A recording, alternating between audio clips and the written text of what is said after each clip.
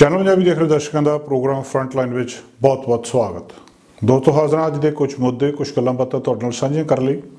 अज Canada दे विच कुछ मुद्दे अखबारां दे विच शायर है जिन्हां बारे प्रमुखता नाल गलबात हुंदी रही। जिथे कैनेडा दे विच इस वेले बदल रहा मौसम, खासकर ब्रिटिश कोलंबिया वर्गे सूबियां दे विच मौसम ते ज़्यादा पै रही ठंड ये चर्चा का विषय रही। उत्थे भी गलबात चली कि ये क्लाइमेट चेंज इस वेले नैशनल सिक्योरिटी नूं खतरा भी है। राष्ट्रीय सुरक्षा नूं मौसम का बदलना खतरा किदां हो सकता, ये उत्ते कैनेडा दी जिहड़ियां इंटैलीजेंस सर्विसेज आ वो की कर रही हैं, ये बारे भी गलबात चली। इजराइल के राष्ट्रपति ने जिथे अज ये बच्चों दे विच बूस्टर शॉट या डोज जिहड़ी हैगी है वैक्सीन की लाउण की गलबात की, उत्थे उन्होंने अपनी बेटी 11 साल की बेटी ने कहा कि मैं ये वैक्सीन नहीं लवाउणी। ये भी गल विश्व दे विच चर्चा दे विच हुई है। कैनेडा दे विच वधदे ओमिक्रॉन वेरीएंट के केसिस भी चर्चा दे विच रहे आ। उत्थे इस गल बारे भी खास गलबात चली है कि कैनेडा दे विच किस तरह वर्कर्स की शॉर्टेज आ, काम ही नहीं लभ रहे। कंपनियां काम दे लई चंगे चंगे बोनस साइनिंग बोनस दे रही हैं जिहदे नाल वर्कर्स नूं बहुत सारा फायदा हो रहा। काम क्यों नहीं लभ रहे, कामे क्यों नहीं लभ रहे, वर्कर्स की शॉर्टेज क्यों आ, ये बारे भी गलबात अजे तक स्पष्ट नहीं हो रही हैं। मौसम की गलबात अज कैनेडा के ਵੱਖ-ਵੱਖ हिस्सों के हुई। ब्रिटिश कोलंबिया के खासकर कहा जा रहा कि इस मिड वीक तक आने वाले दिनों के जी वार्निंग क्लाइमेट चेंज कैनेडा ने दी सी, जिहदे अनुसार मौसम बहुत ज़्यादा ठंडा आ। आम तौर के उत्ते ब्रिटिश कोलंबिया के इन्हां दिनों के इन्नी ठंड नहीं पैंदी। इन्ना ज़्यादा घट तापमान सोमवार को मैट्रो वैनकूवर फ्रेजर वैली इत्थे ते ईस्टर्न वैनकूवर आइलैंड के उत्ते रहा, जिन्हें कि लोगों को हैरान किया है। और कई थावां दे उत्ते पुराने रैकट टुट रहे हैं। एबसफोर्ड दे विच दसदे कि इन्नी ठंड पहला बहुत समा पहला नहीं पई जिन्नी इस वेले पै रही है। कहा जा रहा है कि जी ठंडी हवा आ वो वग रही आ पूरे कोस्ट के उत्ते। स्ट्रोंग विंड जी हैगी है इत्थे हैगी आ, और सवेर खास करके ज़्यादा ठंडी आ। मौसम काफ़ी ठंडा है तो आने वाले दिनों के भी ठंड इस तरह जारी रहने की आस की जा रही है। वो कहते हजे तक इस गल बारे कहना बहुत अर्ली होगा कि किन्ने क रिकॉर्ड ब्रेक हो रहे हैं टैंपरेचर के। जो एबसफोर्ड के -15.5 डिग्री सोमवार को टैंपरेचर रिकॉर्ड किया गया सी। पहला 1968 के विच दसंबर 27 को जो टैंपरेचर इन्ना घट सी ते हुण -15.5 एबसफोर्ड के सोमवार को टैंपरेचर का हुण अपने आप में बहुत सारे रिकॉर्ड टुट रहे हैं। -20 तक की हवा जी है, -20 तक का टैंपरेचर महसूस हो रहा सी, जिन्होंने फील लाइक कहने असी। सो फील्स लाइक -20 यदा मतलब आम तौर पर लोग इन्ने घट तापमान के आदि नहीं है। जिहड़ियां वार्निंग्स ने BC दे विच एक्सट्रीम कोल्ड करके दित्तियां गई हैं, उहदे विच ये दस्सिया गया कि कई जिहड़ियां सिचुएशनस ने उहदे विच रोल प्ले कर रही हैं। किन्नी केस कोल्ड की इंटैंसिटी है, किन्नी क ठंड पै रही है तो किन्ना जिहड़ा हैगा आ जीरो के उत्ते चले जाता है। और जी वैनकूवर के विच दस्सिया जा रहा है कि जीरो तक चले जाऊगा या 6 तक टैंपरेचर रहने की आस हैगी है। ये रिस्क बहुत सारे ने। लोगों को ठंड तो बचने दी सलाहां दित्तियां जा रही हैं, जिहदे विच जिहड़ी फ्रॉस्टबाइट ते हाइपोथर्मिया ये दो चीज़ां जिहड़ियां ठंड दे नाल बीमारियां पैदा होंदियां कि जो ठंड तुहानूं बहुत ज़्यादा लग जाती है। हाइपोथर्मिया की है, जिहदे तो बचने की सलाह दी जा रही है इस कोल्ड वैदर दे विच। ये नहीं है कि कैनेडा दे विच कदे इन्नी ठंड पैंदी नहीं। -51 डिग्री भी टैरेटरीज़ दे विच जिहड़ियां उधर हैगियां उत्थे टैंपरेचर इस वेले होया है। पर ब्रिटिश कोलंबिया ते इस फ्रेजर वैली ते ग्रेटर वैनकूवर के इलाके दे विच लोग इन्ने घट टैंपरेचर के आदी नहीं है। ना ही इत्थे प्रबंध आ इन्नी स्नो नूं हटाउण दा, ना ही इत्थे उस तरह के जिहड़े लोग आदी ने कि इन्नी ज़्यादा ठंड पवे। इस करके इहदी हाइपोथर्मिया की गलबात की जा रही है कि इहदे तो बचना चाहिए है। की आ हाइपोथर्मिया दस्सिया जा रहा कि फ्रॉस्टबाइट नालों खतरनाक हुंदा है जदों तुसीं कोल्ड टैंपरेचर दे विच जाने आ, ठंड दे विच जाने आ, तुहाडी जिहड़ी बॉडी आ वो अपना तापमान लूज करना शुरू कर दिंदी है। टैंपरेचर उहदा घटना शुरू हो जाता क्योंकि बाहर ठंड आ, तुहाडी बॉडी का टैंपरेचर गर्म आ, वो तापमान बॉडी तो बाहर वालों जाना शुरू हो जाता। जिस तो बचाव के लिए कपड़े पाए जाते हैं कि गर्म कपड़े पाउण दे नाल जिहड़ा बॉडी का टैंपरेचर आ बॉडी दे विच ही रहिंदा। पर जे ठंड बहुत ज़्यादा है तो तुसीं कपड़े उन्ने चंगे नहीं पाए तो वह तापमान जिहड़ा बाहर वालों जाना चले शुरू हो जाता, तो तुहाडी बॉडी की हीट लूज होनी शुरू हो जाती है बहुत तेज़ी के नाल। तो जे लंबा समा तुसीं उस ठंड दे विच रह जाओ तो ये जिन्नी तुहाडी हीट आ जां जिन्नी बॉडी दे विच स्टोर की एनर्जी है वह बाहर निकल जाती है, जिन्हों ਜਿਹੜੇ ਡਾਕਟਰ ਆ ਉਹ ਇਹ ਹਾਈਪੋਥਰਮੀਆ ਕਹਿ ਰਹੇ ਆ। ਸੋ ਡਾਕਟਰਾਂ ਦੀਆਂ ਇਹ ਟੈਕਨੀਕਲ ਟਰਮਸ ਨੇ ਜਿਹੜੀਆਂ ਮੌਸਮ ਵਿਭਾਗ ਵੀ ਲੋਕਾਂ ਨੂੰ ਸਮਝਾਉਣ ਦੀ ਕੋਸ਼ਿਸ਼ ਕਰ ਰਿਹਾ। ਪਰ ਮੋਟੀ ਜੀ ਗੱਲ ਇਹ ਹੈ ਕਿ ਠੰਡ ਤੋਂ ਜਿੰਨਾ ਬਚ ਸਕਦੇ ਆ ਬਚੋ। ਕਈ ਵਾਰੀ ਸਾਨੂੰ ਪਤਾ ਨਹੀਂ ਲੱਗਦਾ ਕਿ ਇਹ ਠੰਡ ਲੱਗ ਰਹੀ ਆ, ਐਬਨੋਰਮਲੀ ਬੋਡੀ ਦਾ ਟੈਂਪਰੇਚਰ ਲੋ ਹੋ ਜਾਂਦਾ, ਜਿਹੜਾ ਫਿਰ ਇਹ ਬਿਮਾਰੀਆਂ ਦੱਸਦਾ। ਇਨਵਾਇਰਮੈਂਟ ਤੇ ਕਲਾਈਮੇਟ ਚੇਂਜ ਕੈਨੇਡਾ ਕਹਿ ਰਹੀ ਆ ਕਿ ਹਰ ਇੱਕ ਵਿਅਕਤੀ ਨੂੰ ਪ੍ਰੀਕਾਸ਼ਨ ਲੈਣੀਆਂ ਚਾਹੀਦੀਆਂ, ਚਾਹੇ ਉਹ ਬਾਹਰ ਆ, ਕਿਉਂਕਿ ਇਹਦੇ ਨਾਲ ਬਹੁਤ ਸੀਰੀਅਸ ਹੈਲਥ ਇਸ਼ੂਜ਼ ਹੋ ਰਹੇ ਆ। ਤੇ ਜਿੰਨੀ ਠੰਡ ਦੇ ਵਿੱਚ ਤੁਸੀਂ ਜਾਂਦੇ ਆ, ਇਹਨੂੰ ਕੋਈ ਘੰਟੇ ਨਹੀਂ ਲੱਗਦੇ ਕਿ ਤੁਸੀਂ ਬਹੁਤ ਜ਼ਿਆਦਾ ਸਮਾਂ ਉਹਦੇ ਵਿੱਚ ਰਹੇ ਆ ਤਾਂ ਤੁਹਾਨੂੰ ਕੋਈ ਸਮੱਸਿਆ ਹੋਣੀ ਆ। ਮਿੰਟਾਂ ਦੇ ਵਿੱਚ ਹੀ ਇਹ ਤੁਹਾਡੀ ਬਾਡੀ ਦਾ ਟੈਂਪਰੇਚਰ ਬਹੁਤ ਜ਼ਿਆਦਾ ਲੋ ਕਰ ਸਕਦੀ ਤੇ ਸਮੱਸਿਆ ਪੈਦਾ ਹੋ ਸਕਦੀ ਆ। ਕਿਹਾ ਜਾ ਰਿਹਾ ਕਿ ਜਿਹੜੀ ਤੁਹਾਡੀ ਚਮੜੀ ਆ ਇਹਨੂੰ ਕਵਰ ਕਰਕੇ ਰੱਖੋ, ਜਿੰਨੀ ਕਵਰ ਕਰਕੇ ਰੱਖ ਸਕਦੇ ਆ। ਹੈਟ ਪਾ ਕੇ ਰੱਖੋ, ਸਕਾਰਫ ਪਾ ਕੇ ਰੱਖੋ, ਜਾਂ ਜਿਹੜੇ ਮਿਟਨਸ ਆ ਜਾਂ ਗਲਵਜ਼ ਆ, ਇਹ ਸਾਰੀਆਂ ਚੀਜ਼ਾਂ ਦੇ ਨਾਲ ਤੁਹਾਡੀ ਬਾਡੀ ਦਾ ਐਕਸਪੋਜ਼ਰ ਠੰਡ ਨੂੰ ਮਿਨੀਮਮ ਹੋਣਾ ਚਾਹੀਦਾ। ਕਿਸੇ ਨਾ ਕਿਸੇ ਤਰ੍ਹਾਂ ਇਹਨੂੰ ਰੋਕ ਰੱਖੋ। ਗਰਮ ਕੱਪੜੇ ਪਾ ਕੇ ਰੱਖੋ, ਇਹਦੇ ਨਾਲ ਵੀ ਇਹਨਾਂ ਬਿਮਾਰੀਆਂ ਤੋਂ ਬਚਾਅ ਹੋ ਸਕਦਾ ਆ। ਤੇ ਇਸ ਗੱਲ ਲਈ ਵੀ ਤਿਆਰ ਰਹੋ ਕਿ ਅਨਯੂਜ਼ੂਅਲ ਕੋਲਡ ਟੈਂਪਰੇਚਰ, ਬਹੁਤ ਜ਼ਿਆਦਾ ਠੰਡ ਇੱਕਦਮ ਪੈ ਸਕਦੀ ਹੈ। ਤੇ ਜਿੱਥੇ ਕਿਤੇ ਵੀ ਤੁਸੀਂ ਜਾ ਰਹੇ ਹੋ, ਠੰਡੀ ਹਵਾ ਬਹੁਤ ਤੇਜ਼ੀ ਦੇ ਨਾਲ ਵਗ ਸਕਦੀ ਹੈ। ਜਦੋਂ ਤੁਸੀਂ ਘਰੋਂ ਨਿਕਲ ਰਹੇ ਹੋ ਉਸ ਵੇਲੇ, ਖਾਸ ਕਰ ਜਿਹੜੇ ਲੋਕ ਕਾਰਾਂ ਦੇ ਵਿੱਚ ਨਹੀਂ ਟਰੈਵਲ ਕਰ ਰਹੇ, ਉਸ ਵੇਲੇ ਹੋ ਸਕਦਾ ਕਿ ਮੌਸਮ ਉਹਨਾਂ ਜ਼ਿਆਦਾ ਖਰਾਬ ਨਾ ਹੋਵੇ। ਪਰ ਇਸ ਗੱਲ ਨੂੰ ਮੰਨ ਕੇ ਚੱਲੋ ਕਿ ਮੌਸਮ ਕਿਸੇ ਵੇਲੇ ਵੀ ਜ਼ਿਆਦਾ ਖਰਾਬ ਹੋ ਸਕਦਾ। ਤੇ ਜਿੱਦਾਂ ਪਹਿਲਾਂ ਦੱਸਿਆ ਕਿ ਇਹ ਬਿਮਾਰੀਆਂ ਘੰਟੇ ਨਹੀਂ ਲਾਉਂਦੀਆਂ, ਮਿੰਟਾਂ ਦੇ ਵਿੱਚ ਹੀ ਤੁਹਾਡੀ ਬਾਡੀ ਦਾ ਟੈਂਪਰੇਚਰ ਲੋ ਕਰਕੇ ਤੇ ਤੁਹਾਨੂੰ ਬਿਮਾਰ ਕਰ ਦਿੰਦੀਆਂ, ਜਿਹੜੀਆਂ ਕਈ ਵਾਰੀ ਬਹੁਤ ਖਤਰਨਾਕ ਵੀ ਹੁੰਦੀਆਂ। ਐਕਸਪੈਕਟ ਕਰਕੇ ਚੱਲੋ ਕਿ ਮੌਸਮ ਜਿਹੜਾ ਆ ਖਰਾਬ ਹੋਣਾ ਆ।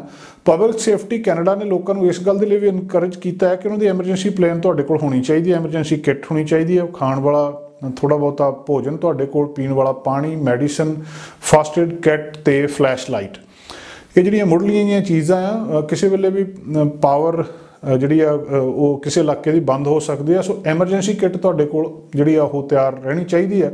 ਫਿਰ ਵੀ ਬਹੁਤ ਸਾਰੇ BC ਦੇ ਵਿੱਚ ਸ਼ੈਲਟਰਸ ਨੇ, ਜਿਹੜਾ ਬਾਰੇ ਆਨਲਾਈਨ ਜਾਣਕਾਰੀ ਲੈ ਜਾਈ ਜਾ ਸਕਦੀ ਹੈ, ਜਿੱਥੇ ਜਾ ਕੇ ਤੁਸੀਂ ਉਹਦੇ ਤੋਂ ਠੰਡ ਤੋਂ ਬਚ ਸਕਦੇ ਹੋ, ਜਿਹੜੇ ਲੋਕਾਂ ਦੇ ਕੋਲ ਘਰ ਨਹੀਂ ਹੈ ਜਾਂ ਕਿਸੇ ਸਮੱਸਿਆ ਦੇ ਵਿੱਚ ਨੇ।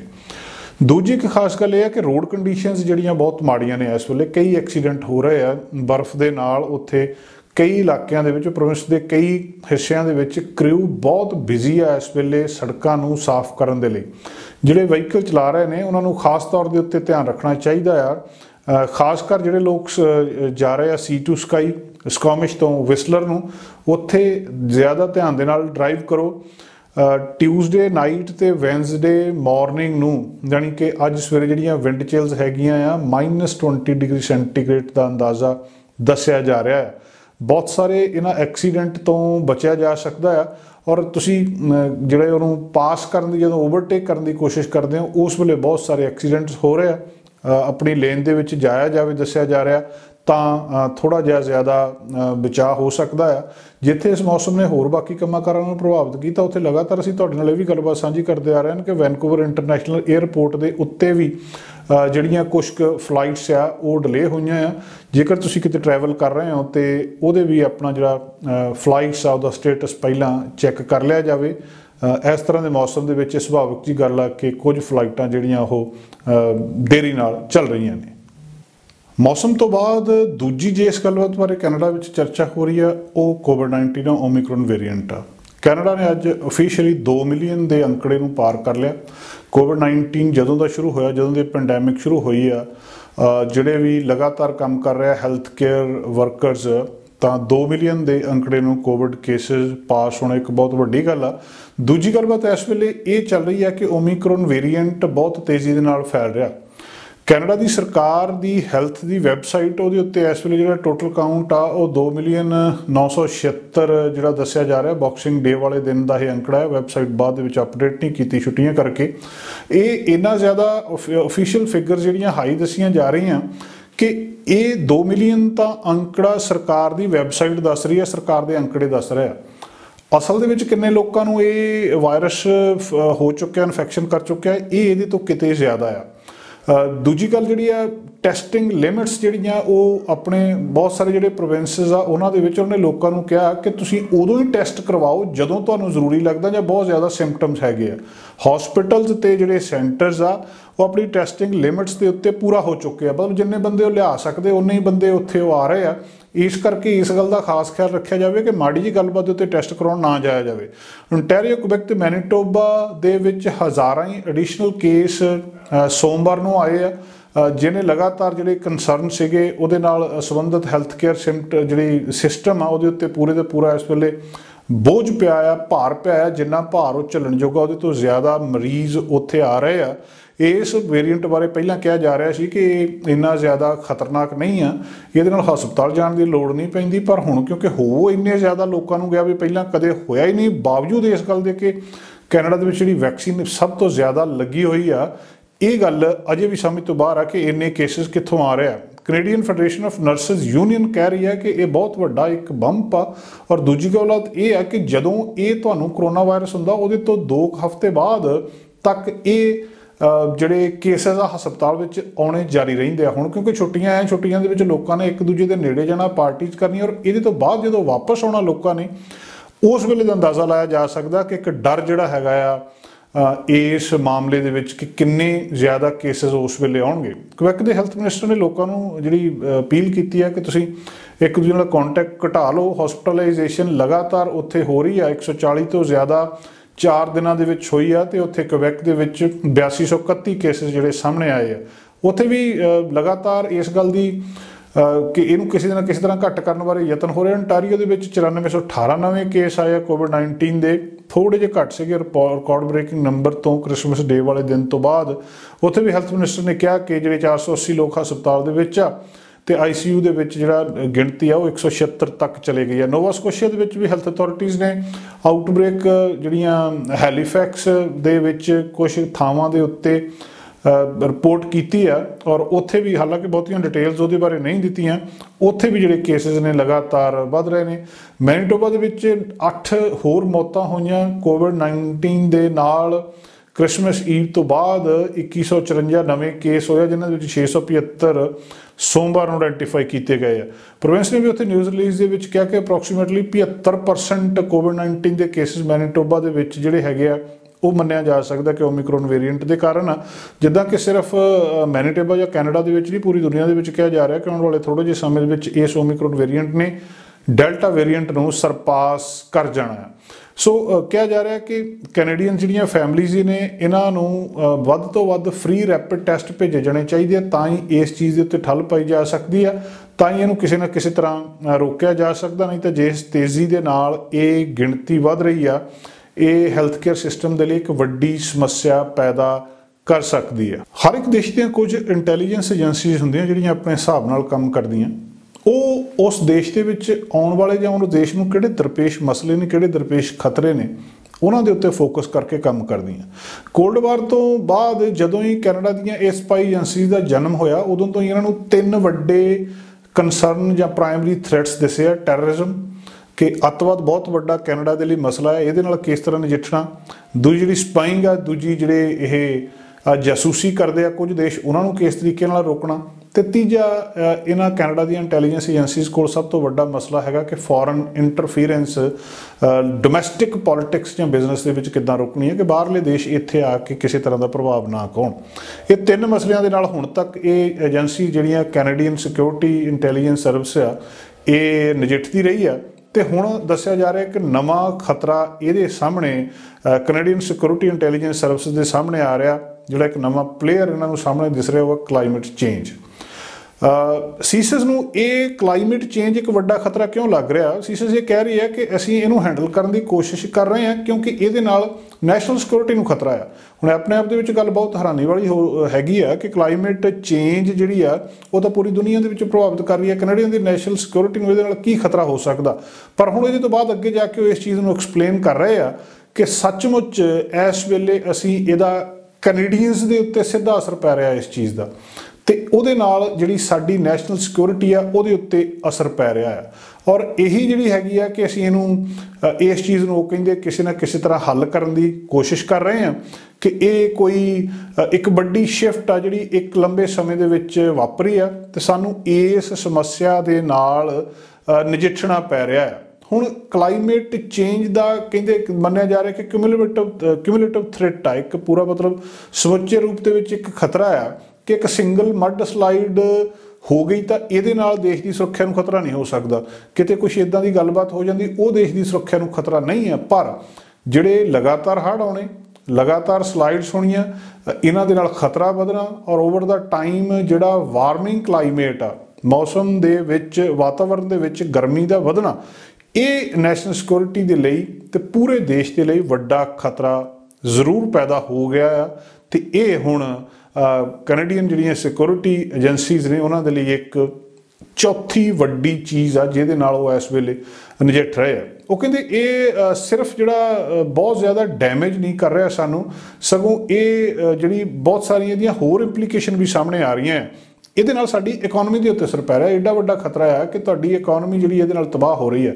ਇਹ ਸੋਸ਼ਲ ਫੈਬਰਿਕ ਨੂੰ, ਜਿਹੜਾ ਸਾਡਾ ਸੋਸ਼ਲ ਸਟਰਕਚਰ ਆ, ਜਿਹੜਾ ਸਮਾਜਿਕ ਤਾਣਾ ਬਣਾਇਆ ਕੈਨੇਡਾ, ਉਹਨੂੰ ਸਾਰੇ ਨੂੰ ਇਹ ਮਤਲਬ ਉਧੇੜ ਕੇ ਰੱਖ ਦਊਗਾ। ਇਹ ਜਿਹੜਾ ਕਲਾਈਮੇਟ ਚੇਂਜ ਜਾਂ ਜੋ ਕੁਛ ਵਾਤਾਵਰਨ ਦੇ ਵਿੱਚ ਤਬਦੀਲੀ ਆ ਰਹੀ ਹੈ, ਇਹਨੂੰ ਉਹ ਕਹਿੰਦੇ ਅਸੀਂ ਇਹ ਸਾਡੇ ਰਿਸੋਰਸਿਸ ਦੇ ਲਈ ਖਤਰਾ ਹੈ। ਦੁਨੀਆ ਦੇ ਵਿੱਚ ਸਭ ਤੋਂ ਵੱਡੀ ਲੜਾਈ ਇਸ ਵੇਲੇ ਨੈਚੁਰਲ ਰਿਸੋਰਸਿਸ ਦੀ ਹੈ ਤੇ ਉਹਨਾਂ ਰਿਸੋਰਸਿਸ ਦੇ ਉੱਤੇ ਇਸ ਕਲਾਈਮੇਟ ਚੇਂਜ ਦਾ ਜਿਹੜਾ ਅਸਰ ਪੈ ਰਿਹਾ ਹੈ, ਇਸ ਕਰਕੇ ਕੈਨੇਡਾ ਦੀਆਂ ਸਿਕਿਉਰਿਟੀ ਏਜੰਸੀਜ਼ ਇਹਨੂੰ ਆਪਣਾ ਪ੍ਰਮੁੱਖ ਇੱਕ ਮੁੱਦਾ ਇਸ ਵੇਲੇ ਮੰਨ ਰਹੀਆਂ। ਇੱਥੇ ਇਹ ਵੀ ਗੱਲ ਧਿਆਨ ਦੇਣ ਯੋਗ ਆ ਕਿ ਕਲਾਈਮੇਟ ਚੇਂਜ ਇਸ ਵੇਲੇ ਜਿਹੜੀ ਇੱਕ ਜੀਓਪੋਲੀਟੀਕਲ ਇੰਸਟੇਬਿਲਿਟੀ ਆ ਜਾਂ ਮਾਸ ਮਾਈਗ੍ਰੇਸ਼ਨ ਆ, ਜੀਓਪੋਲੀਟੀਕਲ ਇੰਸਟੇਬਿਲਿਟੀ ਦੁਨੀਆ ਦੇ ਵੱਖ-ਵੱਖ ਥਾਵਾਂ ਦੇ ਉੱਤੇ ਰਾਜਨੀਤਿਕ ਸਥਿਰਤਾ ਤੇ ਇੱਕ ਦੇਸ਼ ਤੋਂ ਦੂਜੇ ਦੇਸ਼ ਵੱਲ ਜਾਣ ਦੇ ਯਤਨ ਆ, ਉਹ ਵੀ ਇਸ ਕਲਾਈਮੇਟ ਚੇਂਜ ਦੇ ਉੱਤੇ ਡਿਪੈਂਡ ਕਰਦੇ ਆ। ਜਾਂ ਕਲਾਈਮੇਟ ਚੇਂਜ ਵੀ ਇੱਕ ਇਹੋ ਜਿਹਾ ਫੈਕਟਰ ਆ ਜਿਹਨੇ ਮਾਸ ਮਾਈਗ੍ਰੇਸ਼ਨ, ਇੱਕ ਥਾਂ ਤੋਂ ਦੂਜੇ ਥਾਂ ਤੇ ਲੋਕਾਂ ਦੇ ਜਾਣ ਦੇ ਵਿੱਚ ਇੱਕ ਫੈਸਲਾਕੁਨ ਰੋਲ ਅਦਾ ਕਰਨਾ ਆ। ਹੁਣ ਇਹ ਸਾਰੇ ਕੁਛ ਦੇ ਵਿੱਚ ਯੂਐਸ ਗਵਰਨਮੈਂਟ ਨੇ ਪਿਛਲੇ ਸਮੇਂ ਦੇ ਵਿੱਚ ਇਹ ਵਾਰਨਿੰਗ ਦਿੱਤੀ ਆ ਕਿ ਕਈ ਲੱਖਾਂ ਲੋਕ ਜਿਹੜੇ ਆ ਉਹ ਡਿਸਪਲੇਸ ਹੋਣਗੇ 2050 ਤੱਕ। ਮਤਲਬ ਉਹਨਾਂ ਨੇ ਇਹ ਜਿਹੜੀ ਗੱਲ tens of millions of people, ਲੱਖਾਂ ਕਰੋੜਾਂ ਲੋਕ ਜਿਹੜੇ ਆ ਉਹ 2050 ਤੱਕ ਡਿਸਪਲੇਸ ਹੋ ਜਾਣਗੇ ਇੱਕ ਥਾਂ ਤੋਂ ਦੂਜੀ ਥਾਂ ਦੇ ਤੱਕ। ਤੇ ਉਹਨਾਂ ਸਾਰਿਆਂ ਦੇ ਡਿਸਪਲੇਸ ਹੋਣ ਪਿੱਛੇ ਆਰਥਿਕ ਕਾਰਨ ਨਹੀਂ ਹੋਣਗੇ, ਸਗੋਂ ਉਹਨਾਂ ਦੇ ਇੱਕ ਥਾਂ ਤੋਂ ਦੂਜੀ ਥਾਂ ਦੇ ਪਿੱਛੇ ਜਾਣ ਦੇ ਜਿਹੜੇ ਮੁੱਖ ਰੀਜ਼ਨ ਹੋਊਗਾ ਉਹ ਕਲਾਈਮੇਟ ਚੇਂਜ ਹੋਊਗਾ। ਤੇ ਜੇ 2050 ਤੱਕ ਇਹ ਇੱਕ ਮੁੱਖ ਮਸਲਾ ਬਣ ਜਾਣਾ, ਜਾਂ ਇਸ ਇੱਕ ਦੇਸ਼ ਦੇ ਵਿੱਚ ਇਹੋ ਜਿਹੇ ਹਾਲਾਤ ਬਣ ਜਾਣਗੇ ਜਿਹੜੇ ਭਾਵੇਂ ਮਾੜੇ ਆਰਥਿਕ ਹਾਲਾਤ ਹੋਣ, ਪੋਲੀਟੀਕਲ ਜਿਹੜੀ ਕੰਡੀਸ਼ਨਸ ਉੱਥੇ ਦੀ ਹੋਵੇ, ਪਰ ਉਹਦੇ ਪਿੱਛੇ ਜਿਹੜਾ ਮੁੱਖ ਕੰਮ ਕਰਨ ਵਾਲਾ ਫੈਕਟਰ ਹੋਊਗਾ ਉਹ ਕਲਾਈਮੇਟ ਚੇਂਜ ਹੋਊਗਾ। ਵਾਤਾਵਰਨ ਦੇ ਵਿੱਚ ਆ ਰਹੀ ਤਬਦੀਲੀ ਐਡੀ ਵੱਡੀ ਇੱਕ ਫੈਕਟਰ ਬਣ ਜਾਣੀ ਹੈ ਕਿ ਇਹਨੇ ਸਾਰੇ ਕੁਛ ਨੂੰ ਪ੍ਰਭਾਵਿਤ ਕਰਨਾ ਤੇ ਲੋਕਾਂ ਨੇ ਇੱਕ ਦੇਸ਼ ਤੋਂ ਦੂਜੇ ਦੇਸ਼ ਵੱਲ ਜਾਣਾ ਸ਼ੁਰੂ ਕਰ ਦੇਣਾ ਆ। ਅੰਦਾਜ਼ਾ ਇਹ ਲਾਇਆ ਜਾ ਰਿਹਾ ਕਿ 2050 ਤੱਕ 143 ਮਿਲੀਅਨ ਲੋਕ ਸਾਊਥ ਏਸ਼ੀਆ ਦੇ ਵਿੱਚ, ਸਬ ਸਹਾਰਾ ਅਫਰੀਕਾ ਦੇ ਵਿੱਚ, ਲੈਟਿਨ ਅਮਰੀਕਾ ਦੇ ਵਿੱਚ ਜਿਹੜੇ ਆ ਉਹ ਪ੍ਰਭਾਵਿਤ ਇਹਦੇ ਨਾਲ ਸਿੱਧੇ ਤੌਰ ਤੇ ਹੋਣਗੇ। ਸੋ ਇਹ ਲੱਖਾਂ ਲੋਕ, ਕਰੋੜਾਂ ਲੋਕ ਇੱਕ ਦੇਸ਼ ਤੋਂ ਦੂਜੇ ਦੇਸ਼ ਦੇ ਵਿੱਚ ਜਾਣਗੇ, ਜਿਹਦੇ ਨਾਲ ਕੁਦਰਤੀ ਤੌਰ ਤੇ ਆ ਕਿ ਵੱਡੇ ਕਨਫਲਿਕਟ ਵੀ ਸਾਹਮਣੇ ਆਉਣਗੇ। ਔਰ ਦੁਨੀਆ ਦੇ ਵਿੱਚ ਇਸ ਵੇਲੇ ਜੇ ਸਭ ਤੋਂ ਵੱਡੇ ਕਨਫਲਿਕਟ ਦੱਸੇ ਜਾ ਰਹੇ ਵਾਟਰ ਰਿਸੋਰਸਿਸ ਦੇ ਨੇ, ਔਰ ਇਹ ਜਿਹੜੇ ਵਾਟਰ ਰਿਸੋਰਸਿਸ ਦੇ ਕਨਫਲਿਕਟਸ ਨੇ ਇਹ ਅੰਤਰਰਾਸ਼ਟਰੀ ਪੱਧਰ ਦੇ ਉੱਤੇ ਵੀ ਹੋਰ ਜ਼ਿਆਦਾ ਵਧਣਗੇ ਇਸ ਸਮੇਂ ਦੇ ਨਾਲ। ਇਸ ਵੇਲੇ ਇਥੋਪੀਆ, ਇਜਿਪਟ, ਇਹਨਾਂ ਸਾਰਿਆਂ ਦੇ ਵਿੱਚ ਜਿਸ ਤਰ੍ਹਾਂ ਦੇ ਡਿਸਐਗਰੀਮੈਂਟਸ ਨੇ, ਇਹ ਆਉਣ ਵਾਲੇ ਸਮੇਂ ਦੇ ਵਿੱਚ ਹੋਰ ਵੀ ਗੰਭੀਰ ਹੋ ਜਾਣਗੇ। ਦੂਜਾ ਵੱਡਾ ਪੱਖ ਜਿਹੜਾ ਹੈਗਾ ਕਿ ਆਰਕਟਿਕ ਕੰਸਰਨ, ਆਰਕਟਿਕ ਰੀਜਨ ਦੇ ਵਿੱਚ ਜੋ ਕੁਛ ਉੱਥੇ ਹੋ ਰਿਹਾ, ਉੱਥੇ ਜਿਹੜੇ ਜੀਓਪੋਲੀਟੀਕਲ ਰਾਈਵਲਸ ਨੇ ਇਹਦੇ, ਉਹ ਇੱਕ ਦੂਜੇ ਦੇ ਨਾਲ ਇਸ ਆਰਕਟਿਕ ਰੀਜਨ ਦੇ ਉੱਤੇ, ਇਸ ਜ਼ਮੀਨ ਦੇ ਟੁਕੜੇ ਦੇ ਉੱਤੇ ਆਪਣੇ ਕਬਜ਼ੇ ਨੂੰ ਲੈ ਕੇ ਜਿਹੜੇ ਉਹ ਇੱਕ ਦੂਜੇ ਨਾਲ ਲੜ ਰਹੇ ਆ। ਰੂਸ ਖਾਸ ਤੌਰ ਦੇ ਉੱਤੇ ਇਸ ਉੱਤਰੀ ਜਿਹੜਾ ਪੂਰਾ ਠੰਡਾ ਇੱਕ ਪੂਰੇ ਦਾ ਪੂਰਾ ਇਲਾਕਾ ਆ, ਉਹਦੇ ਵਿੱਚ ਆਪਣਾ ਬੇਸ ਆ। ਦੂਜੇ ਪਾਸੇ ਉਹ ਚਾਈਨਾ ਦੇ ਨਾਲ, ਚਾਈਨਾ ਸਿੱਧੀ ਦਿਲਚਸਪੀ ਦਿਖਾ ਰਿਹਾ ਉਸ ਇਲਾਕੇ ਦੇ ਵਿੱਚ, ਤੇ ਇਹਦੇ ਨਾਲ ਜਿਹੜੀ ਸੱਤਾ ਦੀ ਲੜਾਈ ਹੋਰ ਵੀ ਤੇਜ਼ ਹੋ ਸਕਦੀ ਆ ਆਰਕਟਿਕ ਰੀਜਨ ਦੇ ਵਿੱਚ। ਮਾਰਚ 2020 ਦੇ ਵਿੱਚ ਰੂਸ ਨੇ ਜਿਹੜਾ ਉੱਥੇ ਕਈ ਦੱਸਦੇ ਆ ਕਿ 3 ਅਲਟਰਾ ਕੁਆਇਟ ਨਿਊਕਲੀਅਰ ਸਬਸ ਜਿਹੜੇ ਉੱਥੇ ਕੀਤੇ ਸੀਗੇ, ਜਿਹਦੇ ਨਾਲ ਉਹ ਆਰਕਟਿਕ ਆਈਸ ਨੂੰ ਬ੍ਰੇਕ ਕਰਨ ਦੇ ਲਈ ਕੁਝ ਲੋਕੇਸ਼ਨਸ ਦੇ ਉੱਤੇ। ਦੂਜਾ ਉੱਥੇ ਪੈ ਰਹੀ ਗਰਮੀ ਨੇ ਇਸ ਬਰਫ਼ ਨੂੰ ਪਿਘਲਾਉਣਾ ਆ ਦੂਜਾ ਕੰਪੀਟੀਸ਼ਨ ਬਹੁਤ ਹੋ ਜਾਣਾ। ਉੱਥੇ ਦੀਆਂ ਜਿਹੜੀਆਂ ਫਿਸ਼ਿੰਗ ਦੇ ਉੱਤੇ, ਆਇਲ ਦੇ ਉੱਤੇ, ਗੈਸ ਦੇ ਉੱਤੇ ਚੀਨ ਵਰਗੇ ਦੇਸ਼ ਇੱਥੇ ਲਗਾਤਾਰ ਦਿਲਚਸਪੀ ਲੈ ਰਿਹਾ। ਰਸ਼ੀਆ ਕੁਦਰਤੀ ਤੌਰ ਦੇ ਉੱਤੇ ਪਹਿਲਾਂ ਵੀ ਇੱਥੋਂ ਆਪਣੇ ਮੌਕੇ ਦੀ ਤਲਾਸ਼ ਕਰ ਰਿਹਾ ਹੈ। ਇਸ ਇਲਾਕੇ ਤੇ ਦੁਨੀਆ ਦੇ ਵੱਖ-ਵੱਖ ਦੇਸ਼ ਆਪਣਾ ਜਿਹੜਾ ਕੈਨੇਡਾ ਦੇ ਸਮੇਤ ਇਹਦੇ ਨਾਲ ਕੁਝ ਦੇਸ਼ਾਂ ਦਾ ਰੌਲਾ ਵੀ ਹੈ ਕਿ ਇੱਥੇ ਸਾਡਾ ਜਿਹੜਾ ਜ਼ਿਆਦਾ ਹਿੱਸਾ ਆ। ਸੋ ਇਸ ਸਾਰੇ ਕੁਝ ਦੇ ਵਿੱਚ ਆਉਣ ਵਾਲੇ ਸਮੇਂ ਦੇ ਵਿੱਚ ਕਲਾਈਮੇਟ ਚੇਂਜ ਇੱਕ ਏਡਾ ਵੱਡਾ ਫੈਕਟਰ ਬਣ ਜਾਣਾ ਆ, ਇੱਕ ਏਡੀ ਵੱਡੀ ਚੀਜ਼ ਬਣ ਜਾਣੀ ਆ ਕਿ ਇਹ ਇੱਕ ਬਹੁਤ ਵੱਡਾ ਖਤਰਾ ਬਣ ਜਾਊਗਾ ਕੈਨੇਡਾ ਦੇ ਲਈ। ਟੈਰਰਿਜ਼ਮ, ਜਿਹੜਾ ਜਾਸੂਸੀ ਤੇ ਬਾਹਰਲੇ ਦੇਸ਼ਾਂ ਦੀ ਇੱਥੇ ਦਖਲ ਅੰਦਾਜ਼ੀ ਤੋਂ ਬਾਅਦ ਕੈਨੇਡੀਅਨ ਸਿਕਿਉਰਿਟੀ ਇੰਟੈਲੀਜੈਂਸ ਸਰਵਿਸਿਜ਼ ਦੇ ਲਈ ਚੌਥਾ ਖਤਰਾ ਕਲਾਈਮੇਟ ਚੇਂਜ ਆ, ਜਿਹਨੇ ਕੈਨੇਡਾ ਦੇ ਪੋਲੀਟੀਕਲ, ਇਕਨੋਮਿਕ ਤੇ ਦੂਜੇ ਜਿਹੜੀਆਂ ਚੀਜ਼ਾਂ ਨੇ ਉਹਨਾਂ ਨੂੰ ਪ੍ਰਭਾਵਿਤ ਕਰਨਾ। ਨਾ ਸਿਰਫ ਕੈਨੇਡਾ ਦੇ, ਸਗੋਂ ਪੂਰੀ ਦੁਨੀਆ ਦੇ। ਇੱਕ ਦੌੜ ਲੱਗੂਗੀ, ਇੱਕ ਲੜਾਈ ਲੱਗੂਗੀ, ਇੱਕ ਕੰਪੀਟੀਸ਼ਨ ਹੋਊਗਾ ਇਹਨਾਂ ਚੀਜ਼ਾਂ ਦੇ ਉੱਤੇ ਤੇ ਉਹਨਾਂ ਸਾਰੀਆਂ ਚੀਜ਼ਾਂ ਨੂੰ ਚਲਾਉਣ ਵਾਲੀ ਚੀਜ਼ ਜਿਹੜੀ ਪਿੱਛੇ ਇੱਕੋ ਇੱਕ ਫੈਕਟਰ ਹੋਊਗਾ ਕਲਾਈਮੇਟ ਚੇਂਜ। ਤੇ ਜੇ 2050 ਦੇ ਵਿੱਚ ਤੱਕ ਇੰਨੀ ਜ਼ਿਆਦਾ ਮਾਈਗ੍ਰੇਸ਼ਨ ਹੋਣੀ ਹੈ ਤਾਂ ਉਹਦੇ ਲਈ ਕੈਨੇਡਾ ਨੂੰ ਹੁਣ ਤੋਂ ਹੀ ਤਿਆਰ ਹੋਣਾ ਪਊਗਾ ਕਿ ਕਿੱਧਰੋਂ ਕਿੱਧਰ ਮਾਈਗ੍ਰੇਸ਼ਨ ਹੁੰਦੀ ਹੈ, ਉਹਦਾ ਕੈਨੇਡਾ ਦੇ ਉੱਤੇ ਕੀ ਪ੍ਰਭਾਵ ਪੈਂਦਾ ਹੈ ਤੇ ਕੈਨੇਡਾ ਦੀਆਂ ਜਿਹੜੀਆਂ ਸਿਕਿਉਰਿਟੀ ਸਰਵਿਸਿਜ਼ ਨੇ ਉਹ ਇਹਦੇ ਲਈ ਹੁਣ ਤੋਂ ਹੀ ਕੰਮ ਕਰ ਰਹੀਆਂ। ਜਦੋਂ ਦਾ ਕੋਵਿਡ-19 ਸ਼ੁਰੂ ਹੋਇਆ ਇਹਦੇ ਨਾਲ ਸੰਬੰਧਿਤ ਨਿਯਮ ਲਗਾਤਾਰ ਬਦਲਦੇ ਰਹੇ ਆ। ਕਦੇ ਆਈਸੋਲੇਸ਼ਨ ਕੁਆਰੰਟੀਨ 15 ਦਿਨ ਦਾ ਸੀ, ਫਿਰ ਕਦੇ 10 ਦਿਨ ਦਾ ਹੋਇਆ ਤੇ ਹੁਣ ਇਹ ਅਮਰੀਕਾ ਦੇ ਵਿੱਚ 5 ਦਿਨ ਦਾ ਕਰ ਦਿੱਤਾ ਗਿਆ। ਕਦੇ ਇਹ ਨਿਯਮ ਬਣ ਗਏ ਕਿ ਇਹਦੇ ਲਈ ਕੋਈ ਵੀ ਤੁਹਾਨੂੰ ਜੇ ਇੱਕ ਬੰਦਾ ਪੋਜ਼ਿਟਿਵ ਆਉਂਦਾ ਆ ਤਾਂ ਉਹਦੇ ਨਾਲ ਦੇ ਨੂੰ ਕੁਆਰੰਟੀਨ ਕਰਨ ਦੀ ਲੋੜ ਨਹੀਂ। ਕਦੇ ਇਹ ਨਿਯਮ ਬਣਿਆ ਕਿ ਕਿਸੇ ਨੂੰ ਵੀ ਕੁਆਰੰਟੀਨ ਕਰਨ ਦੀ ਲੋੜ ਨਹੀਂ, ਸਿਰਫ ਆਪਣਾ ਖਿਆਲ ਰੱਖੋ। ਕੁਝ ਥਾਵਾਂ ਦੇ ਉੱਤੇ ਰਿਕਮੈਂਡ ਕੀਤਾ ਗਿਆ ਕਿ ਤੁਸੀਂ ਇਕੱਲੇ ਰਹੋ ਤੇ ਕੁਝ ਥਾਵਾਂ ਦੇ ਉੱਤੇ ਕਾਨੂੰਨ ਬਣਿਆ। ਲਗਾਤਾਰ ਇਹ ਕਾਨੂੰਨ ਬਦਲਦੇ ਰਹੇ ਆ। ਅਮਰੀਕਾ ਦੇ ਵਿੱਚ ਹੈਲਥ ਅਫੀਸ਼ੀਅਲਸ ਨੇ ਸੋਮਵਾਰ ਨੂੰ ਕੱਲ ਇਹ ਰਿਕਮੈਂਡੇਸ਼ਨ ਦਿੱਤੀ ਆ ਕਿ ਜਿਹੜੀਆਂ ਆਈਸੋਲੇਸ਼ਨ ਰੈਸਟ੍ਰਿਕਸ਼ਨਸ ਨੇ ਉਹ ਅਮਰੀਕਨਸ ਦੇ ਲਈ ਜਿਨ੍ਹਾਂ ਨੂੰ ਕਰੋਨਾ ਵਾਇਰਸ ਪੋਜ਼ਿਟਿਵ ਹੋਇਆ ਹੋਵੇ, ਡਾਇਗਨੋਜ਼ ਹੋਇਆ ਹੋਵੇ, ਉਹ 10 ਦਿਨ ਤੋਂ ਘਟਾ ਕੇ 5 ਦਿਨ ਤੱਕ ਕਰ ਦਿੱਤਾ। ਤੇ ਇਸੇ ਤਰ੍ਹਾਂ ਜਿਹੜੇ ਕਲੋਜ਼ ਕੰਟੈਕਟ ਵਾਲੇ ਹੈਗੇ ਆ ਕੁਆਰੰਟੀਨ ਕਰਨ ਵਾਲੇ, ਉਹਨਾਂ ਦੇ ਲਈ ਵੀ ਇਹ ਸਮਾਂ ਜਿਹੜਾ ਆ ਉਹ ਘਟਾ ਦਿੱਤਾ ਗਿਆ ਆ। ਬਹੁਤ ਸਾਰੀਆਂ ਤਬਦੀਲੀਆਂ ਇਹਦੇ ਵਿੱਚ ਕੀਤੀਆਂ ਜਾ ਰਹੀਆਂ। ਹੁਣ ਇਹ ਸਮਾਂ ਘਟਾਉਣ ਦੇ ਨਾਲ ਕੁਝ ਕੰਸਰਨ ਵੀ ਪੈਦਾ ਹੋ ਰਹੇ ਆ। ਕਿਹਾ ਜਾ ਰਿਹਾ ਕਿ ਕੁਝ ਥਾਵਾਂ ਦੇ ਉੱਤੇ ਇਹਦਾ ਨੁਕਸਾਨ ਵੀ ਹੋ ਸਕਦਾ ਹੈ। ਇਹਦੀ ਕਿਸੇ ਨਾ ਕਿਸੇ ਤਰ੍ਹਾਂ ਕੁਝ ਕੇਸਿਸ ਦੇ ਵਿੱਚ ਆਲੋਚਨਾ ਵੀ ਕੀਤੀ ਜਾ ਰਹੀ ਹੈ ਕਿ ਜੇਕਰ ਅੱਜ ਇਹਨੂੰ 10 ਤੋਂ 5 ਦਿਨ ਦੇ ਵਿੱਚ ਕਰ ਦਿੱਤਾ, ਲੋਕ 5 ਦਿਨ ਦੇ ਵਿੱਚ ਠੀਕ ਨਹੀਂ ਹੋ ਜਾਂਦੇ। ਜੇ ਪਹਿਲਾਂ ਇਹਦਾ ਅਸਰ 15 ਦਿਨ ਤੱਕ ਮੰਨਿਆ ਜਾਂਦਾ ਸੀ ਤਾਂ ਹੁਣੇ 10 ਦਿਨ ਤੱਕ ਕਿੱਦਾਂ ਹੋ ਗਿਆ ਤੇ ਹੁਣੇ 5 ਦਿਨ ਤੱਕ ਕਿੱਦਾਂ ਹੋ ਗਿਆ। Center for Disease Control and Prevention CDC ਦੇ ਅਫੀਸ਼ੀਅਲਸ ਨੇ ਅਮਰੀਕਾ ਦੇ ਵਿੱਚ ਇਹ ਗਾਈਡਲਾਈਨਸ ਜਿਹੜੀ ਦਿੱਤੀ ਹੈ, ਜਿਹਦੇ ਵਿੱਚ ਦੱਸਿਆ ਹੈ ਕਿ ਬਹੁਤ ਸਾਰੇ ਐਵੀਡੈਂਸਿਸ ਆ ਜਿਹੜੇ ਦੱਸ ਰਿਹਾ ਕਰੋਨਾ ਵਾਇਰਸ ਇਨਫੈਕਸ਼ਨ ਦੇ ਕਿ ਇਹ 2 ਦਿਨ ਪਹਿਲਾਂ ਤੇ 3 ਦਿਨ ਬਾਅਦ ਦੇ ਵਿੱਚ ਇਹਦੇ ਸਿੰਪਟਮ ਜਿਹੜੇ ਡਿਵੈਲਪ ਹੁੰਦੇ ਆ। ਸੋ 5 ਦਿਨਾਂ ਦੀ ਕਹਿੰਦੇ ਇਹ ਖੇਡ ਹੈਗੀ ਹੈ, ਇਸ ਕਰਕੇ ਇਹਨੂੰ ਵੀ 5 ਦਿਨ ਦੇ ਵਿੱਚ ਸੀਮਿਤ ਕਰ ਦਿੱਤਾ ਜਾਵੇ। ਇਹ ਫੈਸਲਾ ਲਿਆ ਗਿਆ ਹੈ ਇਸ ਵੇਲੇ ਓਮੀਕਰੋਨ ਵੇਰੀਐਂਟ ਦੇ ਨਾਲ ਕੇਸਿਸ ਵਧਣ ਕਰਕੇ, ਖਾਸ ਤੌਰ ਦੇ ਉੱਤੇ। ਅਰਲੀ ਸੁਜੈਸਟ ਜਿਹੜੀਆਂ ਰਿਸਰਚਰ ਸੀਗੀਆਂ ਉਹਨਾਂ ਦੇ ਵਿੱਚ ਇਹ ਪਤਾ ਲੱਗਿਆ ਸੀ ਕਿ ਓਮੀਕਰੋਨ ਜਿਹੜੀ ਬਹੁਤ ਜ਼ਿਆਦਾ ਇਲਨੈਸ ਨਹੀਂ ਕਰੂਗਾ, ਬਿਮਾਰੀ ਬਹੁਤ ਜ਼ਿਆਦਾ ਨਹੀਂ ਕਰੂਗਾ, ਘੱਟ ਇਹਦੇ ਨਾਲ ਰਹੂਗੀ। ਪਰ ਜਿਸ ਤਰ੍ਹਾਂ ਲੋਕ ਜਿੰਨੀ ਜ਼ਿਆਦਾ ਇਨਫੈਕਸ਼ਨ ਹੋਈ ਆ ਉਹਦੇ ਤੋਂ ਬਾਅਦ ਆਈਸੋਲੇਸ਼ਨ ਤੇ ਕੁਆਰੰਟੀਨ ਜਿਹੜਾ ਦੁਬਾਰਾ ਸਾਹਮਣੇ ਆਊਗਾ, ਹਸਪੀਟਲ ਦੇ ਵਿੱਚ ਲੋਕਾਂ ਦਾ ਰਸ਼ ਵੱਧ ਰਿਹਾ ਹੈ, ਏਅਰਲਾਈਨਸ ਬਿਜ਼ਨੈਸਿਸ ਸਾਰਾ ਕੁਝ ਜਿਹੜਾ ਹੈ ਉਹ ਪ੍ਰਭਾਵਿਤ ਹੋ ਰਿਹਾ ਹੈ। ਲਾਸਟ ਵੀਕ ਪਿਛਲੇ ਹਫ਼ਤੇ ਜਿਹੜਾ ਇਸ ਏਜੰਸੀ ਨੇ ਯਾਨੀ ਕਿ ਅਮਰੀਕਾ ਦੇ ਵਿੱਚ CDC ਨੇ ਨਿਯਮਾਂ ਦੇ ਵਿੱਚ ਢਿੱਲ ਦਿੱਤੀ ਸੀਗੀ ਕਿ ਹੈਲਥ ਕੇਅਰ ਵਰਕਰਸ ਦੇ ਲਈ ਕਿ ਤੁਸੀਂ ਜਿਹੜੇ 10 ਦਿਨ ਦੇ ਲਈ ਆਊਟ ਆਫ ਵਰਕ ਰਹੋਗੇ ਜੇਕਰ ਪੋਜ਼ਿਟਿਵ ਹੈਗੇ ਆ। ਨਵੀਆਂ ਰੈਕਮੈਂਡੇਸ਼ਨ ਜਿਹੜੀਆਂ ਇਹਨਾਂ ਵਰਕਰਸ ਨੂੰ ਦੁਬਾਰਾ ਕੰਮ ਦੇ ਉੱਤੇ ਲਿਆ ਸਕਦੀਆਂ 7 ਦਿਨ ਤੋਂ ਬਾਅਦ ਜੇਕਰ ਉਹ ਨੈਗੇਟਿਵ ਆਉਂਦੇ ਆ ਤੇ ਸਿੰਪਟਮ ਉਹਨਾਂ ਨੂੰ ਕੋਈ ਨਹੀਂ ਹੈ। ਹੁਣ CDC ਨੇ ਇਹ ਜਿਹੜੀ ਆਈਸੋਲੇਸ਼ਨ ਤੇ ਕੁਆਰੰਟਾਈਨ ਗਾਈਡੈਂਸ ਨੇ ਇਹ ਆਮ ਪਬਲਿਕ ਦੇ ਲਈ ਬਦਲ ਦਿੱਤੀਆਂ ਤੇ ਇਹਨਾਂ ਨੂੰ ਥੋੜ੍ਹਾ ਜਿਹਾ ਨਰਮ ਕਰ ਦਿੱਤਾ ਆ। ਲੋਕ ਜਿਹੜਾ ਨੂੰ ਸਿੰਪਟਮ ਕੋਈ ਨਹੀਂ ਆ ਜਾਂ ਜਿਹੜੇ ਲੋਕ ਜਿਨ੍ਹਾਂ ਨੂੰ ਸਿੰਪਟਮ ਹੈਗਾ ਆਈਸੋਲੇਸ਼ਨ ਦੇ ਵੇਲੇ, ਕੁਆਰੰਟੀਨ ਦੇ ਵੇਲੇ, ਉਹਨਾਂ ਨੂੰ ਦੱਸਿਆ ਜਾ ਰਿਹਾ ਕਿ ਤੁਸੀਂ ਘਰ ਰਹੋ। ਆਈਸੋਲੇਸ਼ਨ ਦੇ ਰੂਲ ਇਹ ਨੇ ਕਿ ਆਈਸੋਲੇਸ਼ਨ ਰੂਲ ਉਹਨਾਂ ਲੋਕਾਂ ਦੇ ਲਈ ਜਿਨ੍ਹਾਂ ਨੂੰ ਇਨਫੈਕਸ਼ਨ ਹੋਈ ਆ ਉਹ ਉਹੀ ਨੇ ਜਿਹੜੇ ਚਾਹੇ ਉਹ ਅਨਵੈਕਸੀਨੇਟਡ ਨੇ, ਚਾਹੇ ਪਾਰਸ਼ਲੀ ਵੈਕਸੀਨੇਟਡ ਨੇ, ਚਾਹੇ ਫੁੱਲੀ ਵੈਕਸੀਨੇਟਡ ਤੇ ਚਾਹੇ ਬੂਸਟਡ ਨੇ, ਪਰ ਉਹਨਾਂ ਨੂੰ ਤੀਜੀ ਡੋਜ਼ ਵੀ ਲੱਗ ਚੁੱਕੀ ਆ। ਉਹ ਕਹਿੰਦੇ ਇਹਦਾ ਸਮਾਂ ਉਦੋਂ ਤੋਂ ਸ਼ੁਰੂ ਹੋਣਾ ਜਦੋਂ ਤੁਸੀਂ ਟੈਸਟ ਪੋਜ਼ਿਟਿਵ ਹੋ ਗਏ ਤੇ ਜਿਹੜਾ ਇਨਫੈਕਸ਼ਨ ਜਿਹਨੂੰ ਹੋ ਚੁੱਕੀ ਆ ਉਹਨੂੰ 5 ਦਿਨ ਆਈਸੋਲੇਸ਼ਨ ਦੇ ਵਿੱਚ ਰਹਿਣਾ ਹੋਊਗਾ। ਪਹਿਲਾਂ 10 ਦਿਨ ਲਈ ਰਹਿਣਾ ਪੈਂਦਾ ਸੀ ਤੇ 5 ਦਿਨ ਦੇ ਆਖਰ ਦੇ ਵਿੱਚ ਜੇ ਤੁਹਾਨੂੰ ਕੋਈ ਸਿੰਪਟਮ ਨਹੀਂ ਹੈ ਤਾਂ ਤੁਸੀਂ ਆਪਣੀਆਂ ਨਾਰਮਲ ਐਕਟੀਵਿਟੀਜ਼ ਕਰ ਸਕਦੀਆਂ, ਪਰ ਮਾਸਕ ਪਾ ਕੇ ਰੱਖੋ ਹਰ ਥਾਵਾਂ ਦੇ ਉੱਤੇ। ਭਾਵੇਂ ਜਿਹੜਾ ਤੁਸੀਂ ਘਰ ਜਾਂ ਉੱਧਰ ਨੇੜੇ ਤੇੜੇ ਆ ਤੇ ਇਹ ਤੁਹਾਨੂੰ 5 ਦਿਨ ਹੋਰ ਮਾਸਕ ਪਾ ਕੇ ਰੱਖਣਾ ਚਾਹੂਗਾ। ਜੇ ਤੁਹਾਨੂੰ ਸਿੰਪਟਮ ਹੈਗੇ ਆ ਤੇ ਆਈਸੋਲੇਸ਼ਨ ਤੋਂ ਬਾਅਦ ਵੀ 5 ਦਿਨ ਦੇ ਲਈ ਤੁਹਾਨੂੰ ਘਰ ਰਹਿਣਾ ਪਊਗਾ तो जे तुसीं बैटर फील करते हैं तो तुसीं जिहड़ा 5 दिन का मास्क पाउणा जरूरी करो, तो इहनूं मास्क नूं पा के रखो।